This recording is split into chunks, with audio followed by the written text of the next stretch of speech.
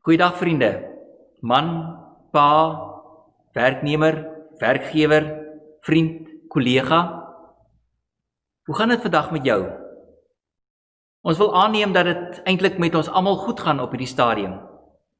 Maar ons besef dat hierdie inperktyd het 'n groot klomp manne se lewens deurmekaar kom krap. En ons wil graag vandag by jou kom aanklop. En ons vertrou dat die temas wat ons gaan hanteer vir jou kan help ook in hierdie moeilike tyd. Mag dit vir jou geseënd wees. Dankie dat jy die tyd ingeruim het om vandag hierdie webinaar by te woon. Dit te kyk, mag dit vir jou van waarde wees en dat jy daaruit kan leer. Dit is die gemeente met oop deur se eerste webinaar en ons vertrou dat daar nog sal volg om vir manne juist te kan help om sterk te kan staan in hierdie tyd en in die toekoms. We also welcome our English-speaking friends. We believe that this webinar will also be a blessing to you. Na 13 weke van inperking, lockdown soos dit bekend staan, het daar baie in elkeen van ons lewens gebeur. Ons kan dit nie wegredeneer nie. Dit is 'n realiteit. Hoewel daar 'n voortgaande proses is om terug te keer na normaal, weet ons dat COVID-19 ons lewens radikaal kom verander het. Nou raak dit ons lewens en dit gaan definitief ook in die toekoms so wees.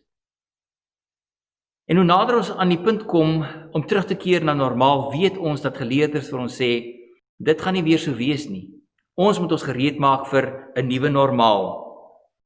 Jy lyk dag vandag soos 'n Simpson met jou lang hare, soos wat ek is, omdat jy gehoorsaam was en nie jou haar laat sny het nie. Of jy het nie kans gesien om jou haarkapper te nooi om in jou tuin te kom werk en te sê, bring tog jou skers saam en kom knip my hare nie. Maar binne is jy vandag dalk swak, onseker en bang en nie die sterk Simpson wat na buite projekteer dat alles oukei is nie. Miskien is jy vandag soos 'n Jona wat wil wegvlug van jou omstandighede, want alles het net vir jou te veel geraak. Of dalk is jy soos 'n Elia. Hy het in God se naam vir die Baal profete ore aangesit. Hy groot oorwinning behaal en kort daarna het Isebel 'n afvaardiging na hom toe gestuur en gesê, weet jy, ek wens jy gaan sterf. En dit het hom so beangs gemaak dat hy onder 'n besembos gaan sit het en gewens het dat hy eintlik moet doodgaan. Vandag het ons 4 sprekers wat in 3 temas met jou gaan praat en ons glo dat hulle vir jou gaan help om in jou unieke omstandighede lig te kan bring. Adam Baker en Ryan Fernandez gaan praat oor pa wees in die inperktydperk. Adam has 2 small children, 4 and 1, and Ryan has 2 children, a daughter of 4 and a son who is 7 and has autism. Pieter Scholtz, geregistreerde sielkundige beraader, sal lig werp op die impak wat stres, spanning, angs en depressie op jou lewe in hierdie tyd kan hê. Heinrich Warnich is 'n dominee en ook 'n makelaar. Hy gaan vir jou 'n persoonlike getuienis kom lewer van hoe hy 3 keer sy werk verloor het, van val, van seer kry en weer van opstaan, van vooraf begin. Oor en oor die moeite werd om daarna te luister. Daar gaan 'n natuurlike vloei van hierdie webinar wees.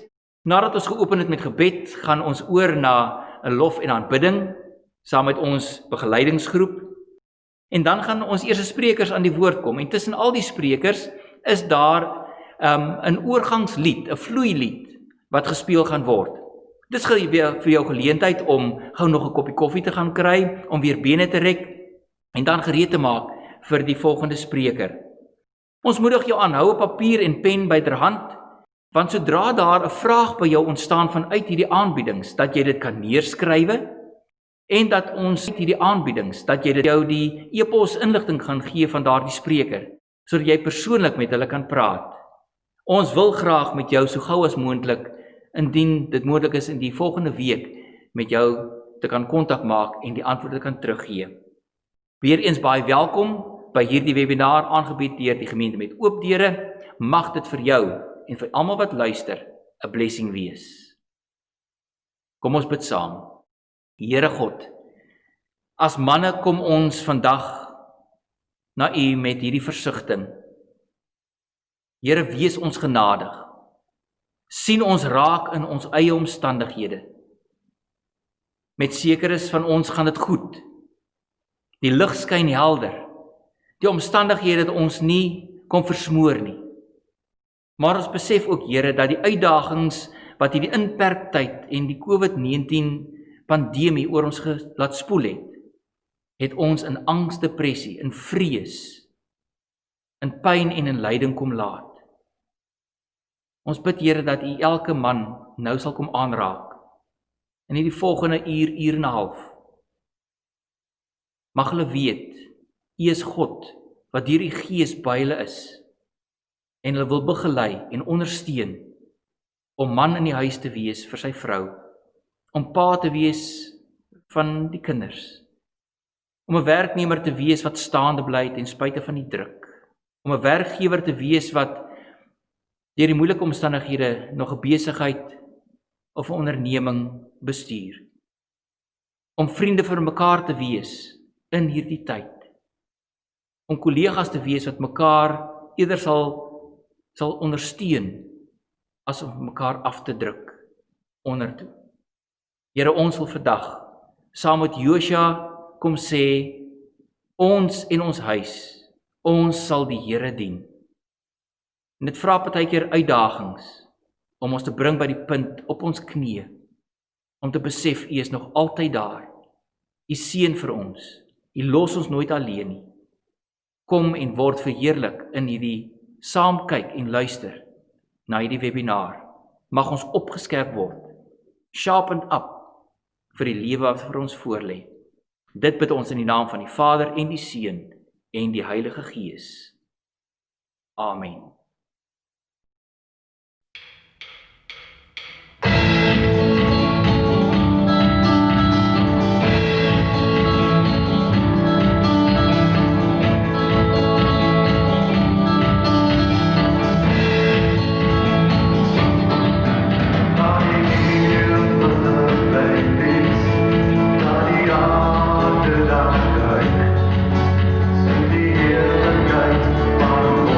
God.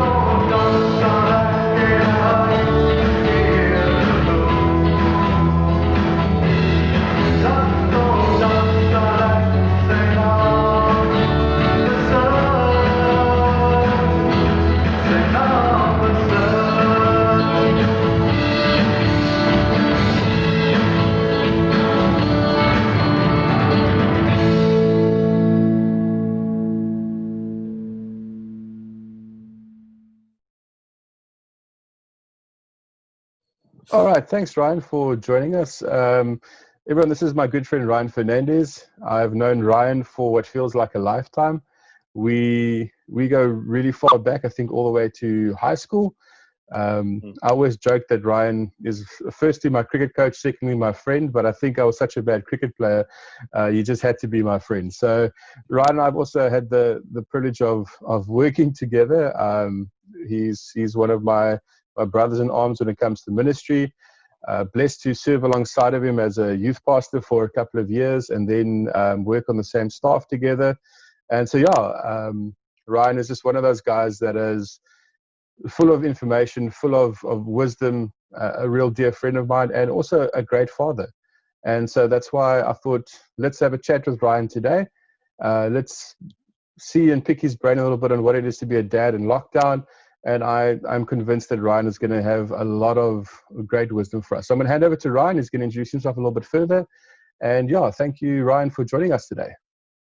Okay, great. Thanks, Adam. Thanks for having me, and it's a privilege and an honor to be speaking to you. Yes, we do go way back. I think you were 14 when you were on my cricket side. So what's that? Probably about 15 years ago. About 60 years ago. 60. It feels that way. It feels that way. But so we've obviously worked together on all kinds of projects, and I remember you at Holiday Club when you used to run that, and Adam's a guy with the heart of God, who loves young people and wants to see them come to follow Christ. And so I've sometimes it's been a lot closer in terms of walking with him on the path, and then you just get to step away and watch him flourish. So it's so good to see what he's been doing there, even in the NG Kerk, which is a great mission field for him. So it's nice to see what he's been able to do.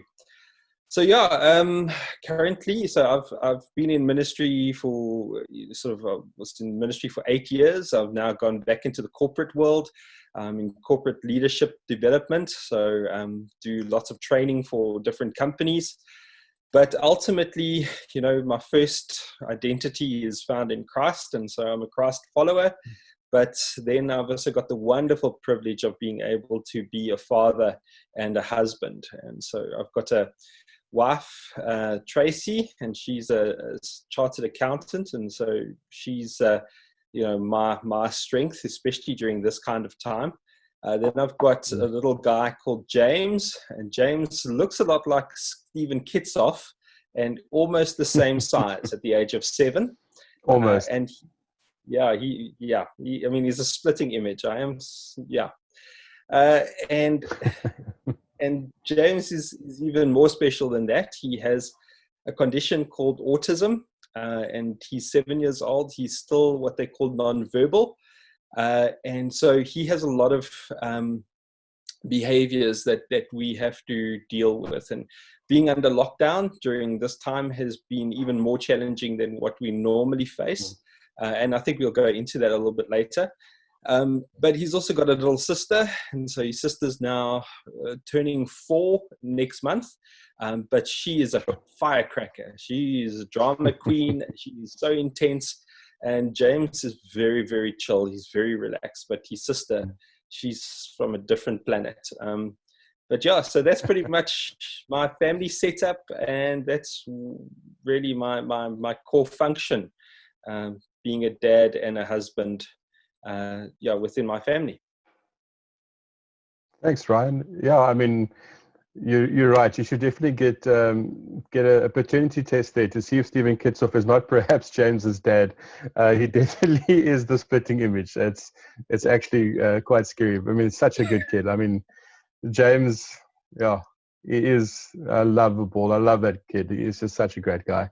So I just want to share a little bit about my family as well, in case anybody is not clued up. Like Ryan, I'm a Christ follower first, husband second, and then a father. I've got 2 kids. One is 5 years old, turning 6 in October, Ethan. He is just such a loving, caring little guy who loves Star Wars and Harry Potter and all the good things in life. And just loves to build Lego. He is such a real little gem to have around the house. And then our youngest, that, believe it or not, Ryan, turned 1 year old 2 weeks ago. Elliot, he is almost the polar opposite of his brother. He is feisty. He has a temper. He's definitely, I think he's got his mother's red hair deep down inside of him, because he is a firecracker. He gives us grief, lots and lots of sleepless nights. And you probably will hear him in the background often screaming and squealing around the house as he wants people to talk to him. So yeah, that's my setup. My wife Laura is also, as Ryan said, my rock. She works in corporate as well, in IT, part of training manager. And like Ryan said, in times like this, it's good to have wives in stable jobs, not like our jobs that sometimes are very up and down. So yeah, so the reason for this is just to encourage dads in this time. And I think just from the outset, I think both Ron and I are on the same page, where we say there's no perfect model. There is no 5-point sermon or 5-point step plan on how to be a good dad. It's purely just from our side what we've experienced. And I think I can say with all honesty in my heart that I'm not the perfect dad, that there's times that I drop the ball big time. And I think what's great about a brotherhood or a fellowship of friends is that you can learn from each other and we can encourage each other. So Ryan, what would be some of the biggest challenges that you have faced in this lockdown period as a dad? Yeah, I think number one has been balance. I think, you've probably experienced it, but your company or your business or organization that you're part of has expected productivity on the one hand. And then, your kids are now at home, and here's daddy. Why on earth is he not playing with us? So he's in front of his computer screen. And so you're trying to balance productivity with your family. And it's, normally on a normal run of things, normal routine, you would have very specific slots for your family, very specific slots for your organization. And now everything's blurred. And James, for instance, he needs his routine, that's his safety blanket. That's his security, is to know this is what I'm doing, and then I'm doing that, and then I'm doing this. And without that kind of routine, he very often just falls apart. So you've had to create a routine, plus the balance, plus also making time for your wife. You can't do a date night, because where on earth do you go? So it's been a hugely challenging kind of scenario for us, just trying to work out how to put everything back together. It's like Humpty Dumpty just fell off the COVID cliff, and now you have to try and make it work. But finally, after something like 77 days of lockdown, we've got some kind of routine, and then it will all change again when the kids go back. So I think it's just been trying to manage the situation, but also not have any casualties in terms of broken relationships, and to create a safe space for your kids. What did you find during your experience? Well, Ryan, very similar to you, with having that blurred lines of what's family time, what's time with my wife, what's time with the kids, what's time with work. And I obviously don't keep very strict office hours. My time changes and chops and changes that I have to do stuff. And so that's been quite a challenge to let the guys know, okay, cool, daddy has to go do work, daddy has to go do a meeting, or daddy has to do a Zoom conference with somebody. Could you please just, not do your natural thing and have fun? Can you just be quiet? And I think it's been quite challenging in that way, that, we all of a sudden, we're no longer just dads and partners and husbands and workers. We are teachers. We are, we're more hands-on. I think, jokingly, I say, we always tell our wives, I know we'll do that sometime. We'll fix this light sometime. And now that time has come, we can't escape. And I think, that also gets called upon. And so your handyman skills, as terrible as mine is, it has to come into play sometimes. And, because you put things off. And so it gets quite difficult. But I really think it's just that balance. And for me, that's been my biggest challenge. Like, trying to understand that Ethan is used to a routine at school. He's used to snack time at a certain time. He's used to seeing his friends. He's used to learning something in a certain way. And here I come like a bumbling elephant, and I try and take that role a little bit, or my mom takes that role, or Laura takes that role. We're very blessed that my mother stays in the granny flat in our property, so she helps a lot as well. If she wasn't here, I think it would be an absolute nightmare. I think it would be terrible. And so it's finding that balance, and I think I echo a lot what you're saying about that's the biggest challenge for me. But I want to take the challenge, Ryan, and turn it on the flip side. I think, and I don't know if you can agree with me on this, but for me, I've really enjoyed the opportunity to see Ethan a lot more, to chat with him a lot more, to flex my creativity a bit in the way that I communicate with him, and the way that we do things together as a family now. And that's been great. There's been no takeaway. There's been up until a couple of weeks ago, there was no takeaway. There was no, McDonald's. We had to eat healthier. We had to kind of eat around the table together. And it's that for me is a win. And, I've been trying to focus on these little wins, like every day becomes a little win. So not to focus on the overwhelming negativity that is there, because that's very easy. It's incredibly easy to focus on the negativity. But I think for me, it's become quite a handy tool as a dad is to celebrate that win. So for instance, today, Ethan had a fantastic week at school. He's been able to learn to read 3 different words. So he's learned different colors and all that sort of stuff. And so we celebrated that win. And I'm not necessarily saying that this is the right way, but for us, he loves Lego. And so I've got a couple of little Lego sets for him, and I've let him choose one today as a way of saying, well done, buddy, on a fantastic day. And so we celebrate that as a family. The other day, we also found that Ethan has been accepted into the primary school that we really want him to go to next year. And so we celebrated that as a family unit, and that was so great. And it's celebrating that win. And so, Ryan, I want to ask with you, I know James is, as you said, there's a lot of challenges that come up with James when it comes to not being in a routine. And would you like to perhaps just expand a little bit on that, and perhaps just tell us a bit of maybe some of the wins around James, where, I follow a lot of things on Facebook, especially Tracy shares a lot about what things that happen in James's day. And for me, it's, I celebrate those wins with you, but I think coming from your mouth, it'd probably be better than me just repeating it. So if you want to just expand a bit on that, Ryan, that'd be great. Sure. So as I said earlier, everything for him is about certain behavioral sort of patterns that we need to create. And if we don't have those patterns in place, then often he melts. And when there's meltdowns, then it's very, very difficult to deal with. I think for the first while, it was about really managing that behavior. But then we started to see some changes where you could actually start to pick up triggers a lot quicker. So that's the one thing that was a major thing, is because, we don't spend, when we come home from work, the structure is get him settled, get him ready for bed, make food, get Charlotte ready, then go to bed, and then everything starts again the next day. Now we've actually had time to see what actually starts these meltdowns. And so we've been able to pick it up a lot quicker and get to know our kid a lot better in these moments, because you got this concentrated time, which has been amazing.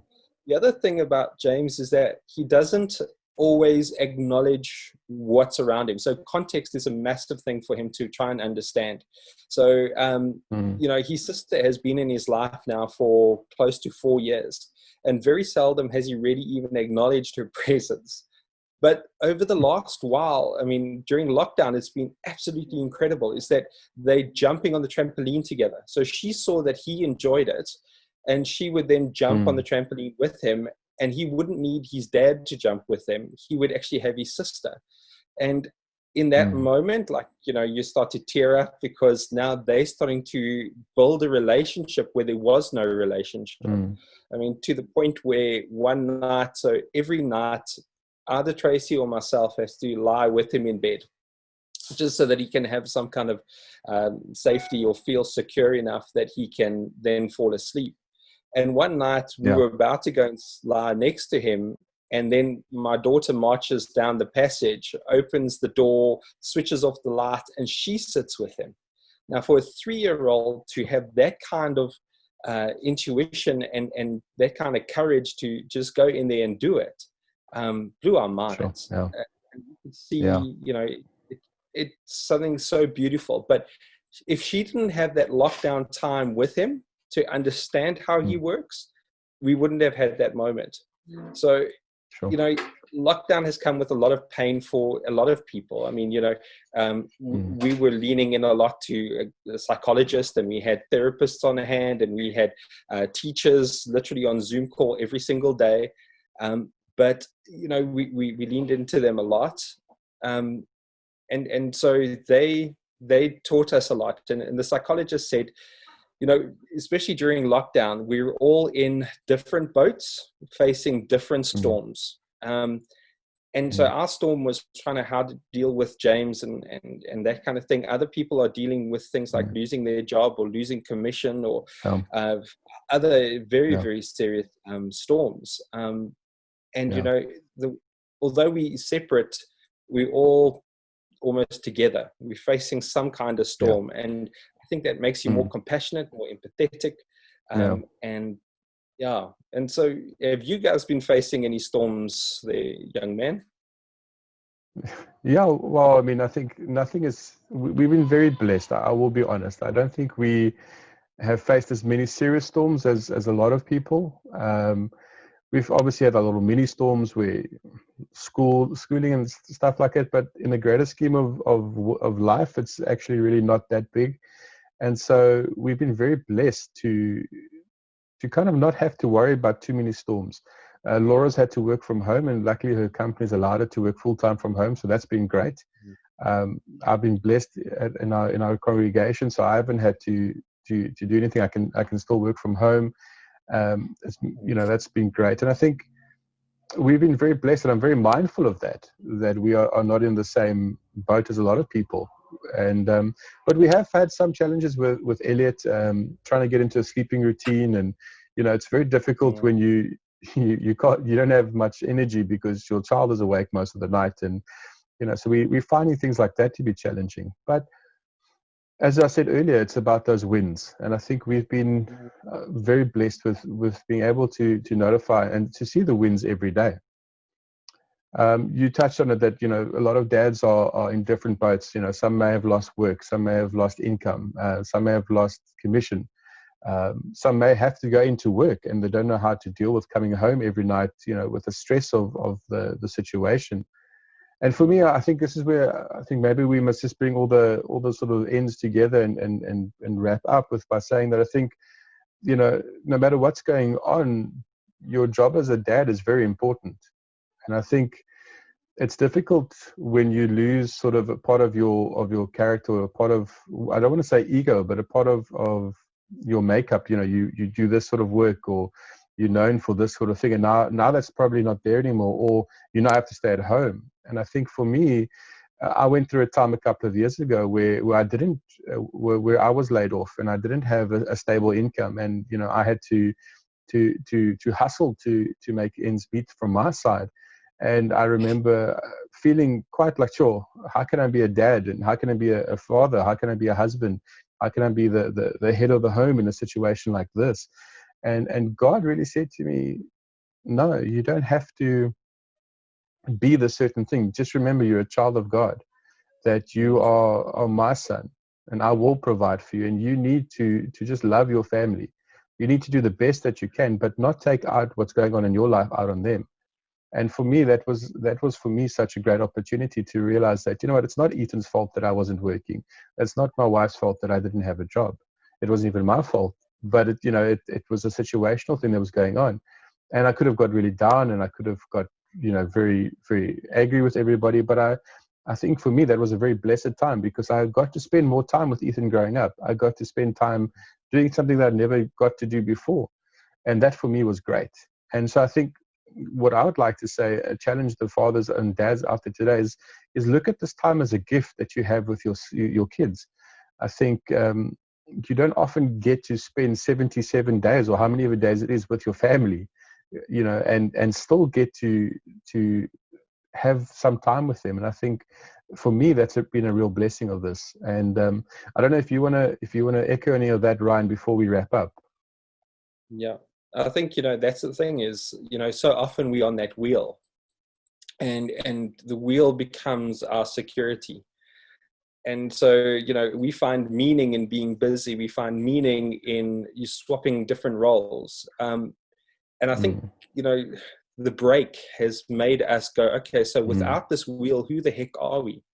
And as you said, when these kinds of things happen, then you have to go back to your core identity, and you go, okay, I'm a child of God. It means I have value, I have worth.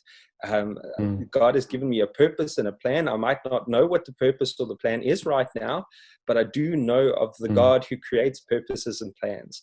Yeah. And so it then allows us to become quiet and silent, and then go, okay, I can't do this by myself. I've got to tap into something. And so we tap into God first, and we read his word, and we try and get guidance from there. But God's also given us people and professionals that we can tap into. And so we were talking a little bit earlier that we as men are quite bad at asking for help. But it's times like that where we actually have to say, well, God has created a community for us. Why aren't we leaning in there? Can it just, it can't be our strength. God is our strength, but goodness, it can be a good support. And I know that, we've gone through some really hard times together, and, to find strength in each other and go that we're not alone. It's powerful. Sure. Thanks for that, Ryan. Just sort of closing everything together, bringing everything together in closing. I read a quote this week from Brene Brown, and I want to just quickly share that in closing. It says, "We can encourage our children to ask for help. However, if we don't model," sorry, let me rephrase that. "We can encourage our children to ask for help. However, if they don't see us reaching out for support and modeling that behavior, they will instead attach value to never needing help." I want to just repeat that and read a bit more slower. "We can encourage our children to ask for help. However, if they don't see us reaching out for support and modeling that behavior, they will instead attach value to never needing help."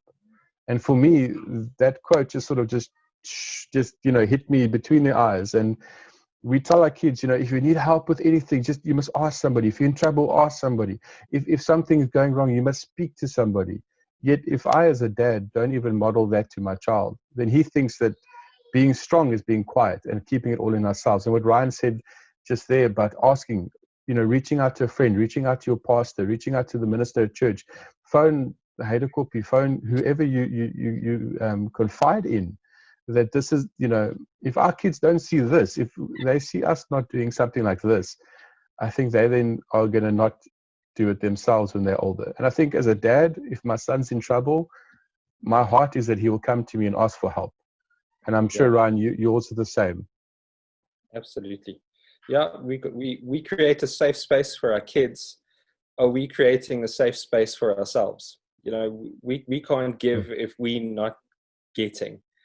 So, that's why church is so important, and to create those safe spaces within a church or a cell group or a men's group or anything like that. We need that safe space to just fall apart sometimes. And then only then can we start to actually really help our kids. So, as you say, it's got to be seen in order to be learned. Yeah. Well, Ryan, thank you. It's always awesome chatting to you and catching up with you. I'm going to give you a number out. If there's any dads out there that want to chat to you, perhaps if they're facing a similar situation at home with maybe one of their children or know of somebody, I know that you're always willing to talk. I know that you're always willing to share what you've learned.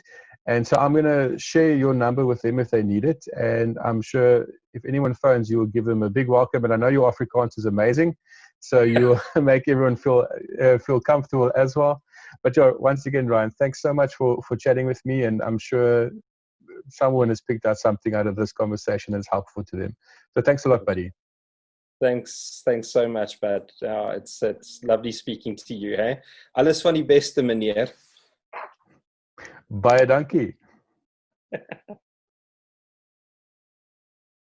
Ek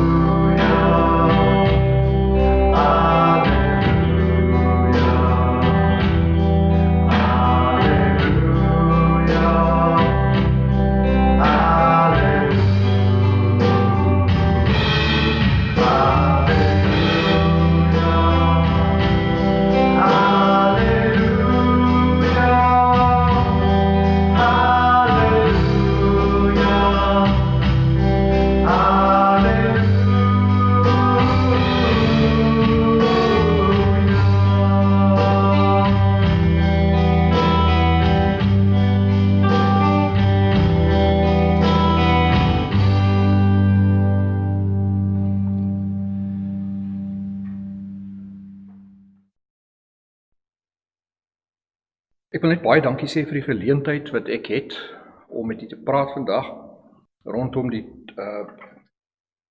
onderwerp van stres en dan ook hoe ons stres moet hanteer, spesifiek dan ook binne in hierdie grendeltydperk lockdown. Ek dink wanneer mense praat oor stres en die hantering van stres, moet 'n mens net iets eers verstaan oor stres.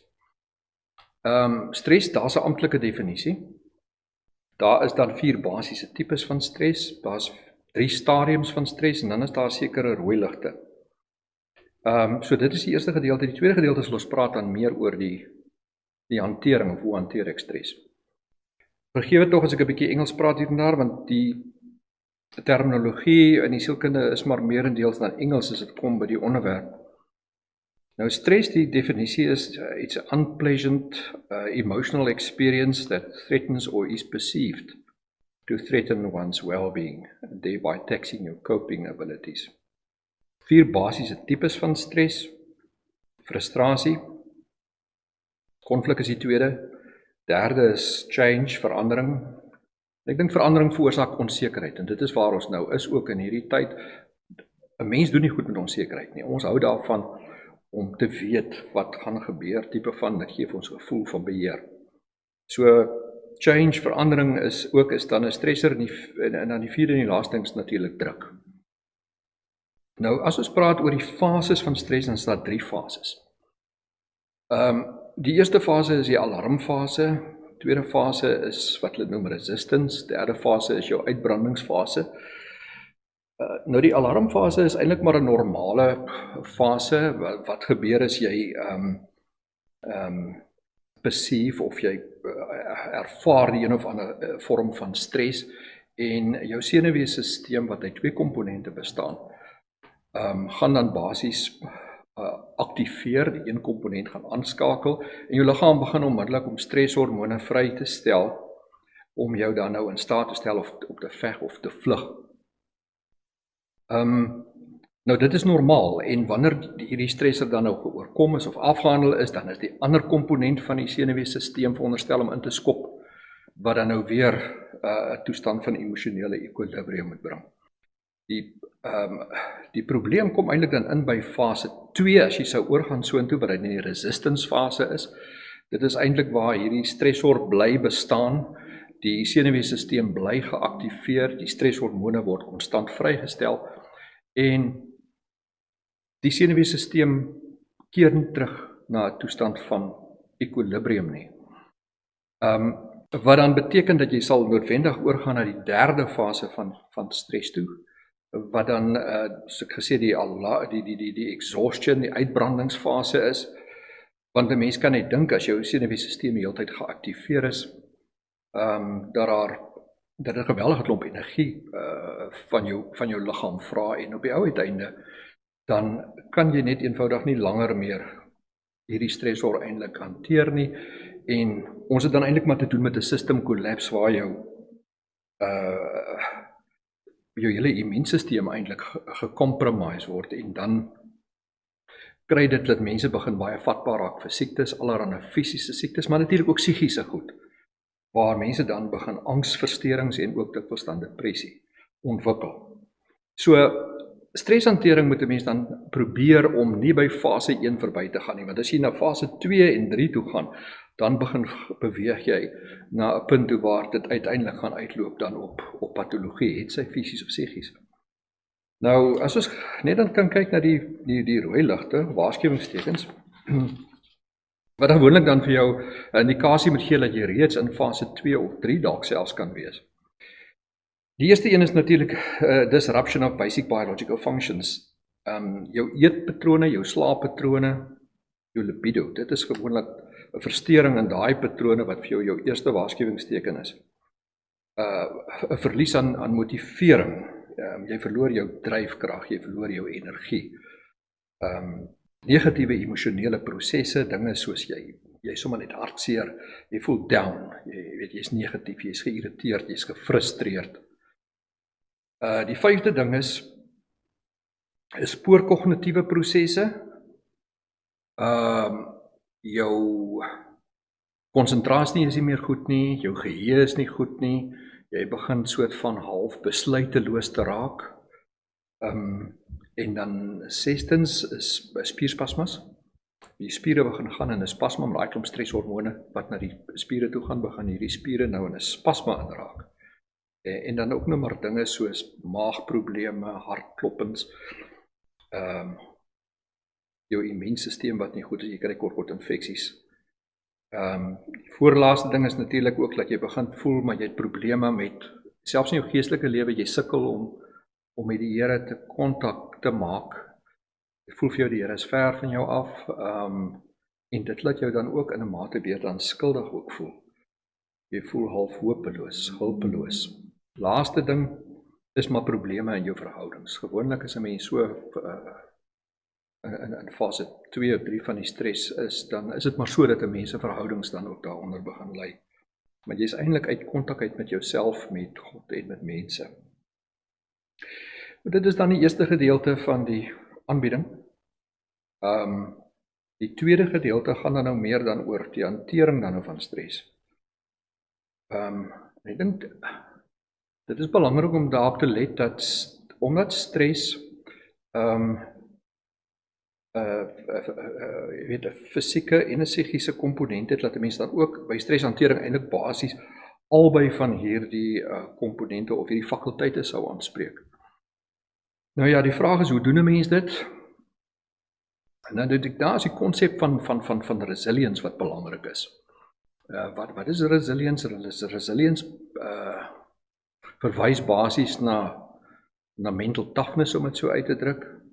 Dit is daai vermoë om aan te pas by die lewe se terugslag, teleurstellings, om terug te bons na teleurstellings en terugslag, en dit dan nou te ons omskep in persoonlike groei, wysheid.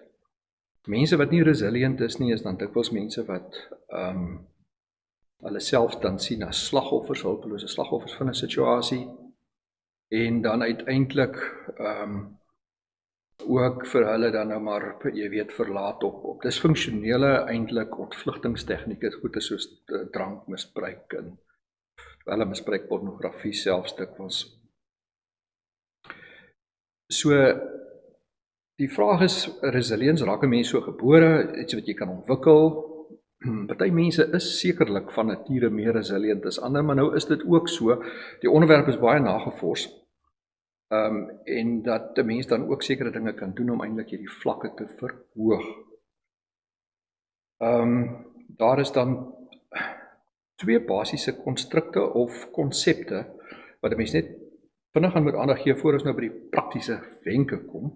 Ons sê die een konstruk is die konstruk van doel en betekenis, meaning and purpose, wat die Engelsman van praat.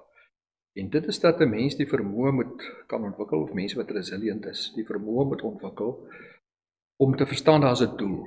Daar's 'n doel met alles in die lewe. Daar's ook 'n doel met terugslag en met teleurstellings. En as jy die betekenis daaraan kan ontdek, dan help dit jou om die situasie beter te verstaan, dit meer draaglik te maak, en dan ook uiteindelik bring dit jou by 'n punt van aanvaarding, want sonder aanvaarding kan 'n mens ook nie genesing kry nie.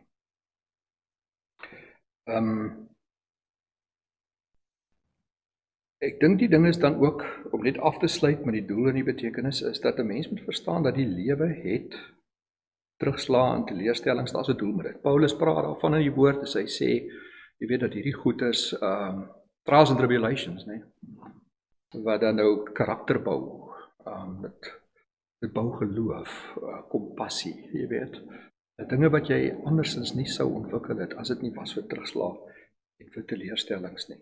So, sukses, wat is sukses in die lewe, is nie soseer wat jy by mekaar gemaak het nie, of wat jy bereik het nie, dit is meer wat jy geoorkom het in jou lewe.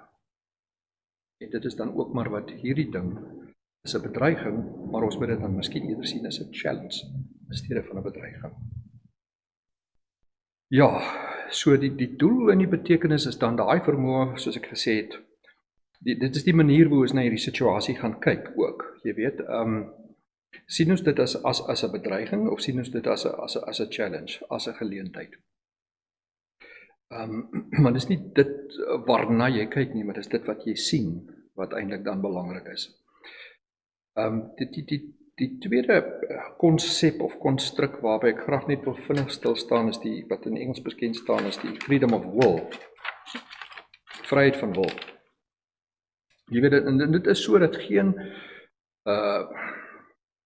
lock-up of 'n lockdown, wat jy dit ook al wil noem, kan jou vryheid van wil van jou wegneem nie. Jy is nie maar net 'n slagoffer van omstandighede nie. Jy kan kies, en jy moet kies, hoe jy daarop dan nou gaan reageer. Jy weet, die Engelse sê, danger is real, but fear is a choice. En dit is so. En as dit dan kom by spesifiek stres, dan moet 'n mens definitief kies dat jy nie gaan vrees nie, want dit gaan jou grootste bedreiging wees, jy weet, want die vrees gaan later oorgaan na angsting toe. En dit is maar eintlik wat gebeur in fases 2 en 3 van die stresproses. So dit is 'n keuse om nie te vrees nie. Ek dink die Bybel praat ook baie daarvan. Jesus het so dikwels gesê, moenie vrees nie, hoekom het hy dit gesê? Want hy het geweet, nê. Wat is 'n paar goed wat in die sielkunde, en ek dink selfs in teologie, filosofie, word erken as geestelike of sielkundige virusse, jy weet, dit is nie net die coronavirus wat 'n virus is nie, daar is ook hierdie psigiese virusse wat 'n mens se fisiese, psigiese, jy weet, welstand eintlik bedreig. En die nommer 1 ding is maar angs, jy weet, the fear of loss, the fear of rejection, the fear of failure.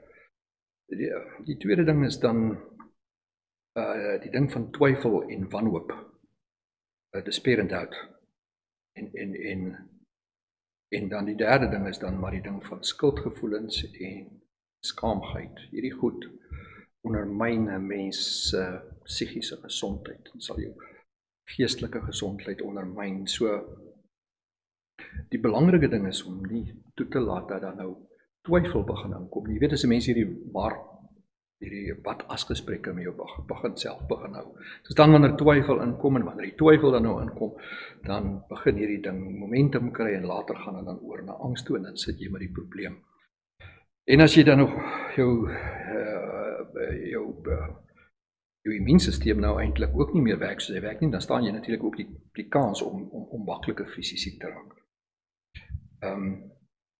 Goed, kom ons kyk dan na ander praktiese wenke, as 'n mens dit so kan noem, wat 'n mens kan implementeer om jou resilience vlakke te verbeter.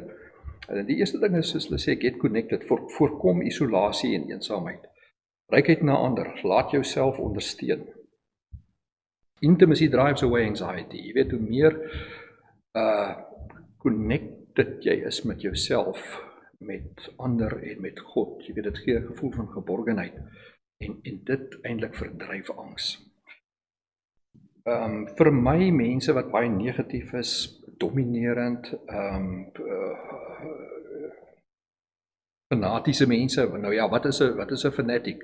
Hulle sê that it's someone that cannot change their mind and they will not change the subject. 'n Ander belangrike ding is identifiseer jou outomatiese negatiewe gedagtes en praat met jouself. Spreek hierdie goeters aan, want as jy dit nie doen nie, jy kan skrif kwoteer om dit te weerlê, want as jy dit nie doen nie, gaan jy hierdie goeters begin glo en jou liggaam gaan daarop reageer. Angs gaan inkom. Beoefen jou spirituele dissiplines, dinge soos gebed, Bybelse meditasie, luister na worship musiek, sing saam, word stil, fokus lank genoeg totdat jy 'n gevoel van vloei ervaar. Hulle praat in die sielkunde van vloei. Dit is eintlik maar daai spirituele eenwording wat jy het met die Heilige Gees. Wat ook baie goed is eintlik vir jou hele psigiese funksionering. Dan is daar natuurlik ook maar jou fisiese ontspanningstegnieke, dinge soos draf, stap, aerobics, gewigte, wat jy ook al doen. En saam met dit natuurlik strekoefeninge baie belangrik, asemhalingsoefeninge is baie belangrik. Jy weet, jou brein is maar soos 'n engine. Hy wil graag suurstof hê saam met brandstof. Behou jou slaap en jou eetroetines, eet stadig, proe jou kos. Jy weet, drink jou sensasies in.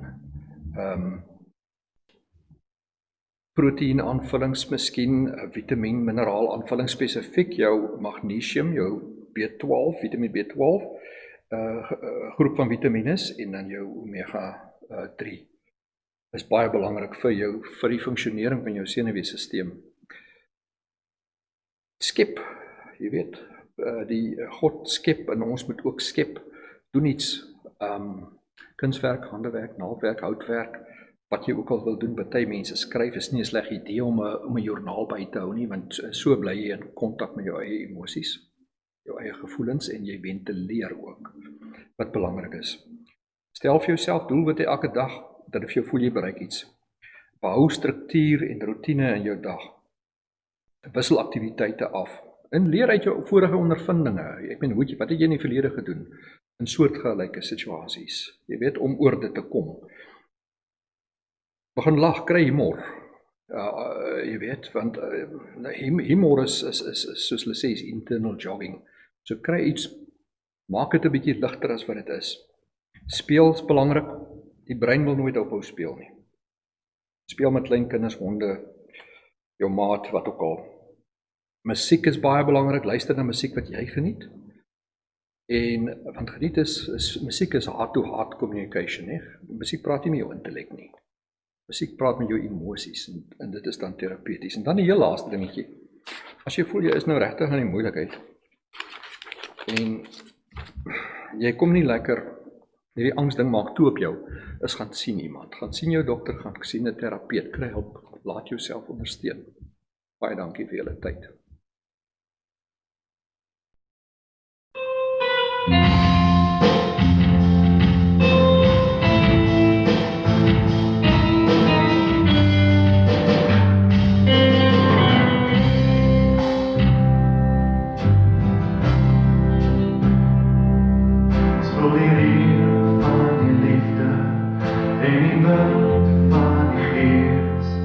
Maar die hart klop is wat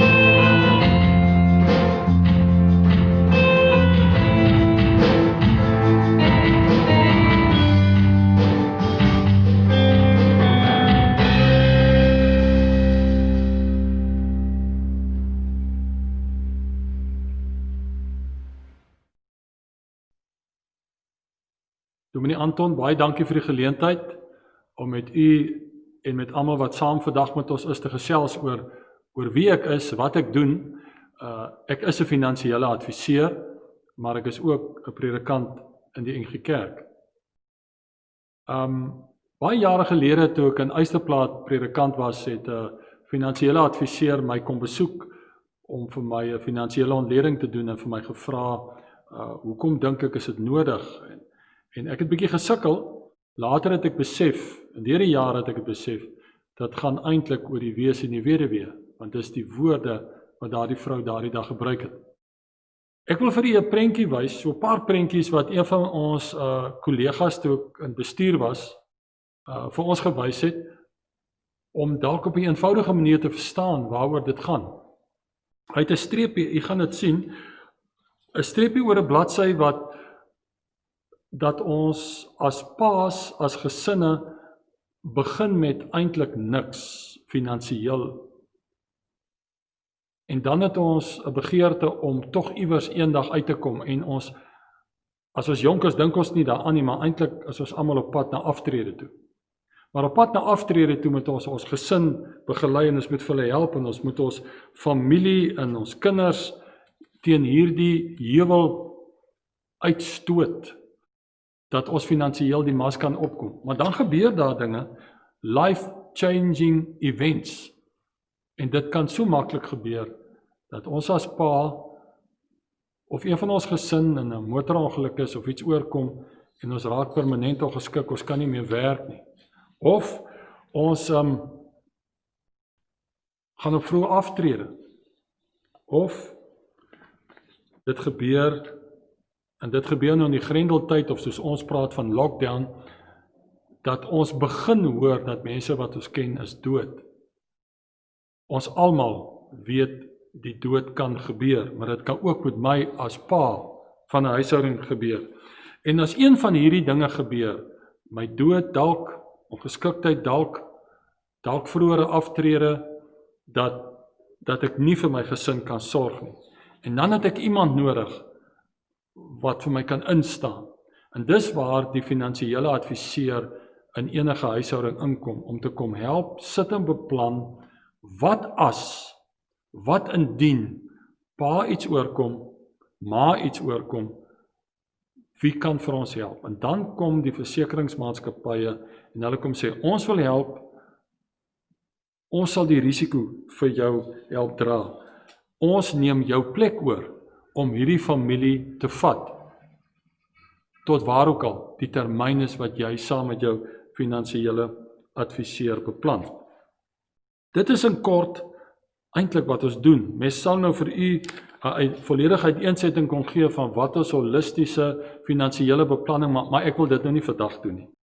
Ek wil met u 'n paar woorde net gesels oor aflegging. In die gange word daar gepraat van retrenchment. Ek lees die afgelope week 'n dokument wat op my tafel beland. Wat sê mens vir iemand wat retrench is, wat afgelê is, wat afgedank is van sy werk? En ek het so 4 of 5 of 6 dingetjies neergeskryf. Goeie raad.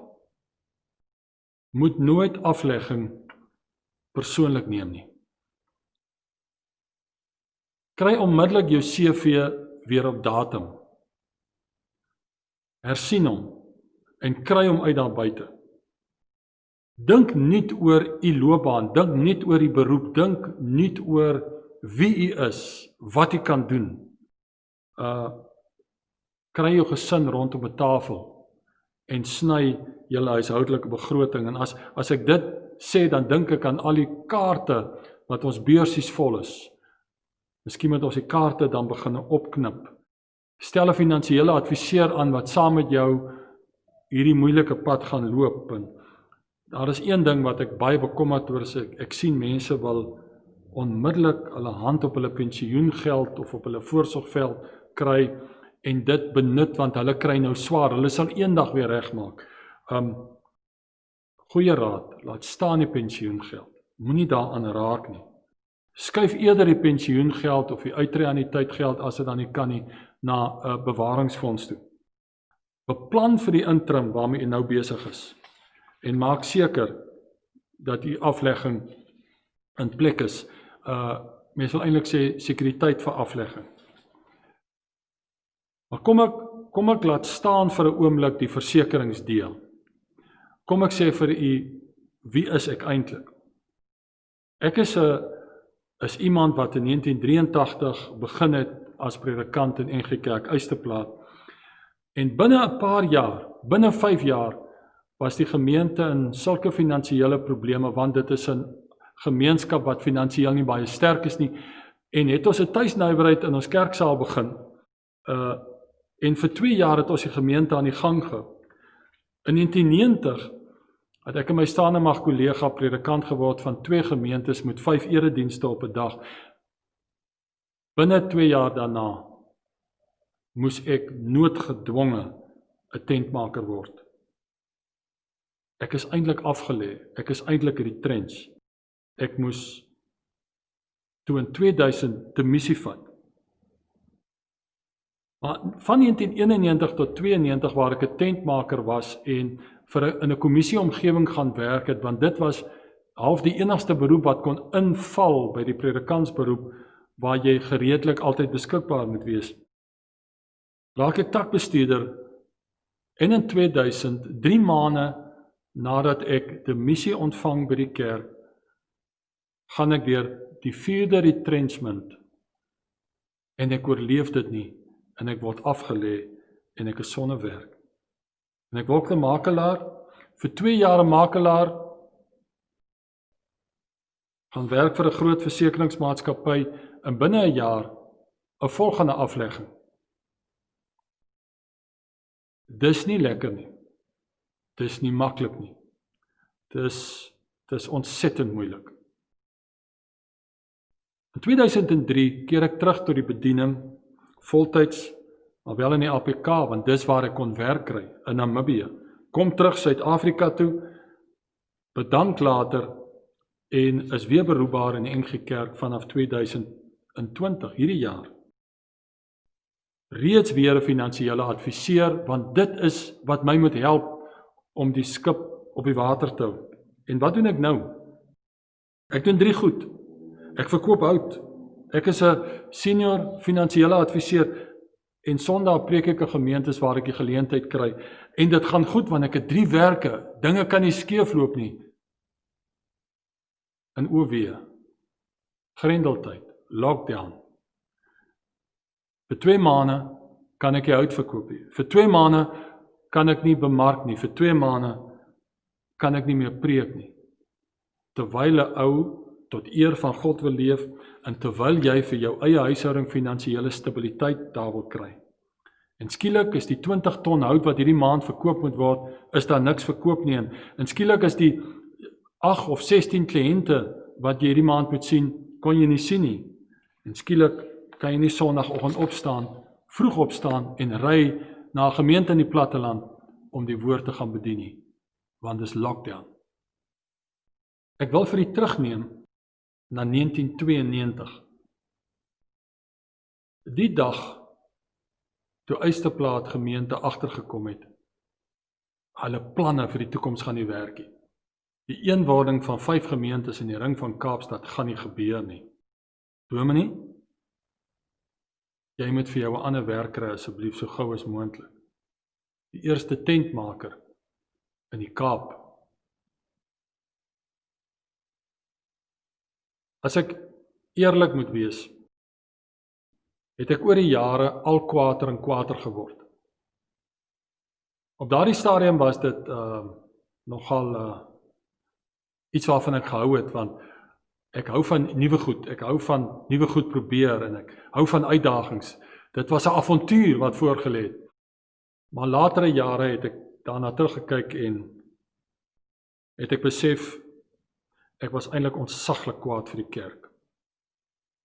Ek was nooit kwaad vir die gemeente nie, maar ek was kwaad vir die kerkverband. Ek was kwaad vir mense, ek was eintlik kwaad vir God, en ek was kwaad vir myself, dat ek my self toegelaat het om in so 'n posisie te beland, dat ek nie stabiliteit het nie, dat ek nie finansiële stabiliteit het vir my en my gesin nie. 92, 96, 2000, wat gebeur? Jy weet later jy moet my jou kar verkoop. Later jy sal my jou karavaan ook moet verkoop. Later staan jy met 'n kredietkaart wat nou daar is waar hy nie moet wees, jy daar teen die plafonne. Ek onthou eendag in Windhoek, daai tyd was daar nog nie OTM's nie. En ek moet elke maand mos 'n inbetaling doen, maar ek het die geld nie. Maar daar's nog so 2-3 000 rand speling. Dan stap ek en dan gaan staan ek in die bank in die ry, dan gaan trek ek 2000 rand, dan gaan staan ek weer agter in die ry, dan betaal ek weer die 2000 in, want dan tel die rekenaar op, daar's 'n inbetaling gedoen. Vir maande het 'n ou so geleef. Ek onthou my ou groot vriend wat uit die strand uit getrek het, Windhoek toe. Dan dink ek sal maar na Hulle toe ry, want eintlik is my kos nou heeltemal op. Ek het nooit vir myself ingedink, ek gaan in daardie situasie beland nie. Want dit is wat met 'n mens gebeur, as jy retrench word, en dit gebeur 'n paar keer in jou lewe, en jy moet elke keer voorbegin. Die noodfonds wat ons vir ons kliënte nou sê, daardie noodfonds het eintlik nie bestaan nie, want 'n mens het nie tyd gehad om daarvoor te spaar nie. Ek kon nie meer pensioenbydraes maak nie, maar wat ek wel gedoen het, ek het nooit my risikoversekering laat val nie. En ek het geweet, as ek sou doodgaan of permanent ongeskik sou raak, dan sou alles in plek wees. En dis nie 'n grap nie, maar wanneer 'n mens dit heeltyd beleef vir 'n jaar, vir 5 jaar, vir 10 jaar, jy's op pad na 15 jaar toe, om hierdie stryd te beleef, om finansiëel te bly bestaan, om voort te bestaan, om te arriveer, om dit te maak, om teen daai heuwel uit te kom, dan kom jy op 'n dag, dat jy regtig dink, maar jy is regtig alleen. Niemand verstaan nie. Dalk jou pa, dalk verstaan jou pa. En as ek vandag terugdink, dan dink ek, ja, dalk is dit net pa wat verstaan het. Wat geweet het, as ek hom elke week bel, en hoekom ek elke week met hom wil praat, en ek is 'n groot man, dat hy moet luister. En hy is altyd die een, wat 'n ou moet ingepraat het, en altyd vir 'n ou 'n teksvers in die Bybel weer gegee het, tekste wat 'n ou geken het, maar pa het dit vir jou gesê, en dit het tog 'n emosionele, geestelike werklikheid vir jou geword. Maar wat gebeur het van 1996, ek het begin siek word. Ek was 3 keer in die ICU, 1 keer in Durbanville, 2 keer in ander hospitale, en ek is deur al die toetse, 1 keer vir 3 dae daar gelê, gedink ek het 'n hartaanval, later het hulle vir my gesê, dit blyk dat ek regtig net angsaanvalle kry. Ek het begin gewig verloor. En toe het ek vir my vrou gesê, maar ek droom elke nag. Want daar's mense vir wie ek kwaad is, en dis asof ek heeltyd elke nag vir hulle wil bykom, of hulle wil terugkry vir wat hulle aan my gedoen het, want niks het gehelp nie, om te bid het nie meer gehelp nie. En ek het al seker geword, op 'n stadium dat ek praat van my Savora verhaal, en daarmee wil ek afsluit en vir u sê, ek het gaan visvang in Mosambiek, saam met lidmate van die gemeente, en ek het so siek geword, dat ek elke dag moes inspuitings kry, en ek het elke dag 'n angsaanval gekry, totdat ons vir mekaar dit begin uitpluis het, deur met mekaar te praat, maar Heinrich, wat veroorsaak elke keer?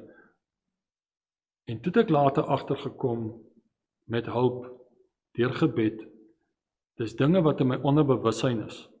Dis dinge wat in my onderbewussyn is, iemand het vir my gesê, wat vir my gehelp het daarmee, jy het 'n emosionele, geestelike blok, wat uit die weg uit moet kom. En een dag, toe ek siek is op Savora, toe vra die een vrou vir my, sy sê, Dominee, waarmee was jy vanoggend besig? Ek sê ek is besig om preek te maak, ek moet Sondag reg wees.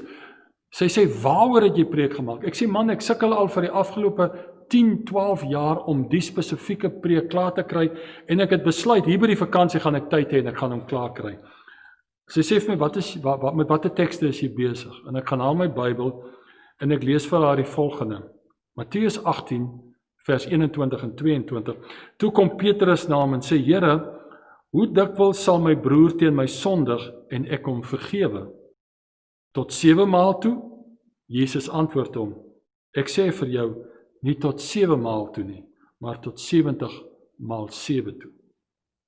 Kolossense 3 het ek daarby aangehaak, terwyl ek besig was, verdra mekaar en vergewe mekaar as die een die ander teen 'n klag het. Soos Christus julle vergeef, so moet julle ook doen. Daardie nag was die donkerste, bevrydende nag van my ganse lewe. Want ek het besef, ek haat mense.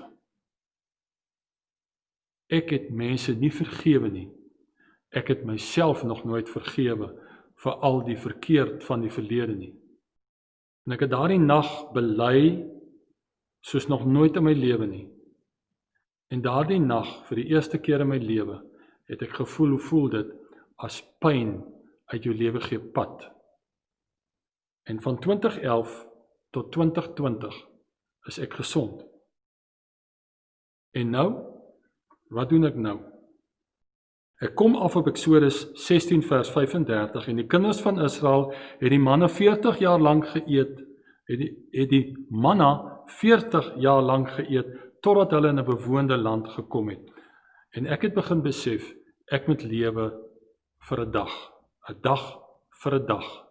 Elke dag is 'n nuwe dag, en ek fokus nou ook in hierdie lockdown, wat ons 2 maande nie kon werk nie, ek fokus net op 1 dag, en ek lewe net vir daardie dag, volslaag geloofsvertroue in die Here en sy voorsienigheid, want ek weet, hy sorg. Die geskiedenis het vir my gewys, hy sorg.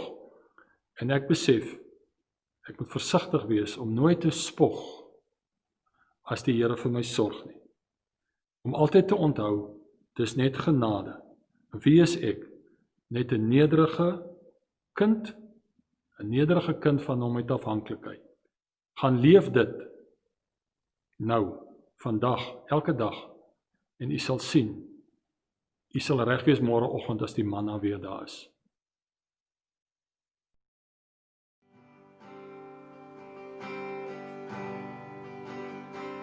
I love you, Lord, for your mercy never fails me. And all my days I've been held in your hands. From the moment that I wake up until I lay my head, I will sing of the goodness of God. And all my life you have been faithful. And all my life you have been so good. And every breath that I am able, I will sing of the goodness of God. I love your voice.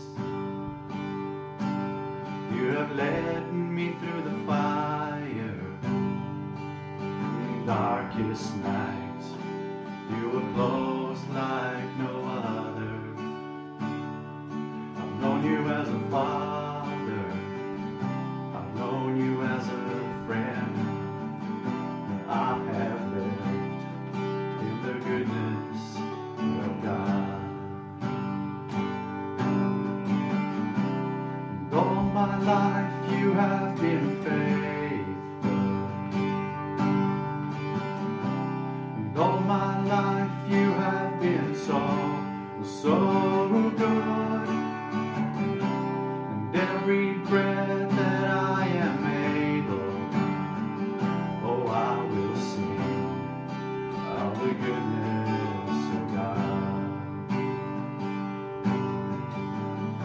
Your goodness is running after, it's running after me. Your goodness is running after, it's running after me. With my life laid down, I surrender now. I give you everything. Your goodness is running after, it's running after me. Your goodness is running after, it's running after me. Your goodness is running after, it's running after me. With my life laid down, I surrender now. I give you everything. Your goodness is running after, it's running after me. And all my life you have been faithful. And all my life you have been so good. With every breath that I am able, oh, I will sing of the goodness of God. Oh, I will sing of the goodness of God. I will sing of the goodness of God.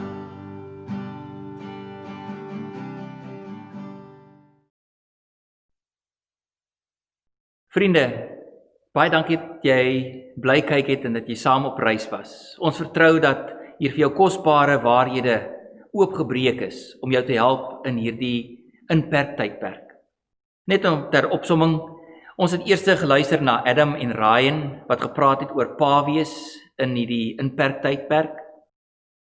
En ons het by hulle gehoor dat dit nodig is om aanpassings te maak, om roetine te vind, om te weet wat moet ek maak, sodat my kinders veilig kan wees en versorg kan wees.